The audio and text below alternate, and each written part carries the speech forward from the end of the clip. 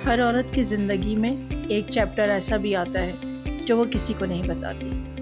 अस्सलाम वालेकुम व्यूअर्स, उम्मीद है कि आप सब खैरियत से होंगे। मैं भी ठीक हूँ और अपनी ज़िंदगी में बस खुश हूँ। आज घर पर ही थी तो सोचा घर की थोड़ी सफाई कर लूँ और नाश्ता वगैरह भी बना लूँ।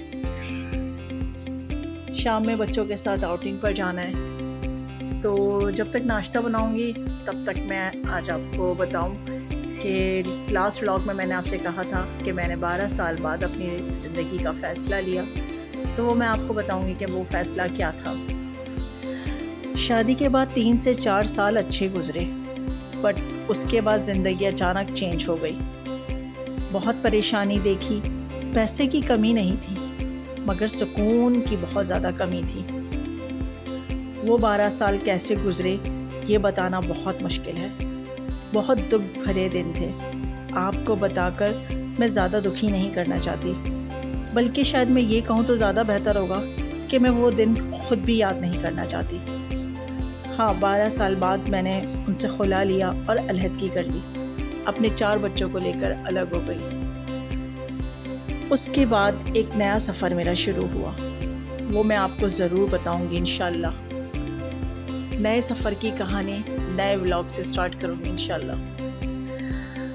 सारा काम करने के बाद मैं बच्चों के साथ बाहर आउटिंग के लिए चली गई। फैमिली पूरी थी। हम लकी वन जाना था हमें। मुझे तो कुछ नहीं लेना था, लेकिन बस बच्चों को शॉपिंग करनी थी। बच्चे अकेले नहीं जाते मेरे बगैर बाहर कहीं भी, तो फिर मुझे उनके लिए टाइम निकालना पड़ता है। ज़्यादातर मैं सैटरडे संडे ही उनके साथ जाती हूँ, क्योंकि मंडे टू फ्राइडे मैं बहुत बिज़ी रहती हूँ। सुबह 7 बजे से शाम 6 साढ़े 6 बजे तक तो मैं बिज़ी होती हूँ। उसके बाद घर आके खाने वगैरह का देखना होता है, तो फिर मुझे टाइम नहीं मिलता कहीं जाने का। 10 बजे मेरे सोने का टाइम हो जाता है, तो इस वजह से सैटरडे संडे को ही प्रेफर करते हैं हम लोग कहीं जाना। बच्चों के साथ बाहर निकलती हूँ तो थोड़ी देर के लिए अपनी थकन को भूल जाती हूँ। एक वक्त था जब मैंने बहुत शॉपिंग की, ब्रांडेड सूट्स पहने, ब्रांडेड शूज़। मुझे परफ्यूम और घड़ी का बहुत शौक़ है। अभी भी मेरे पास है branded shoes, branded purse, branded घड़ी, बट अब वो शौक़ नहीं रहा। अब जिम्मेदारियाँ इतनी बढ़ गई हैं कि शौक़ पीछे कहीं रह गए। खैर, बच्चों की खुशी के लिए चली जाती हूँ, थोड़ा सा खुद भी रिलैक्स फील करती हूँ। बेटी को कुछ ड्रेसेस लेने थे, उसने ड्रेसेस लिए हैं। थोड़ा वहाँ टाइम स्पेंड करने के बाद जब हम वहाँ से निकले तो सिस्टर के घर जाने का प्रोग्राम बना लिया।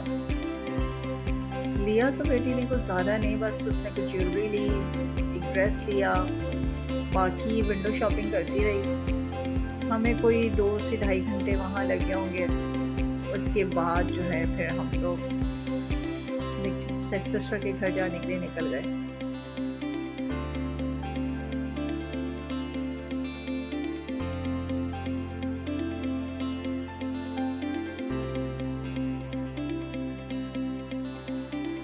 लकी वन में बहुत ज़्यादा रश था।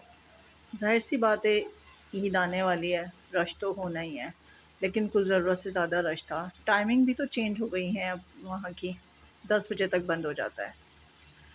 जब हम वहाँ से निकले तो हम दमथल पहुँचे। दमथल आयशा मंजिल पे वहाँ की कचौरियाँ बहुत अच्छी हैं। अगर आपने नहीं ट्राई की तो ज़रूर ट्राई कीजिएगा। बहुत अच्छी कचौरियाँ हैं।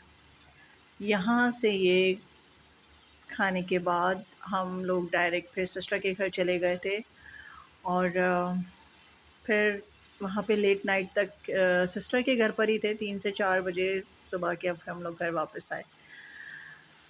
तो व्यूअर्स, आज का व्लॉग आपको कैसा लगा, मेरी स्टोरी कैसी लगी, सब कुछ बताना चाहती हूँ, लेकिन जाहिर सी बात है एक ही व्लॉग में सब कुछ तो नहीं बता सकती ना।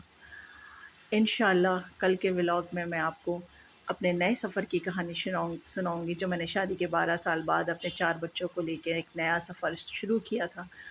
इंशाल्लाह मैं अपने कल के व्लॉग में आपको वो सब बताऊंगी।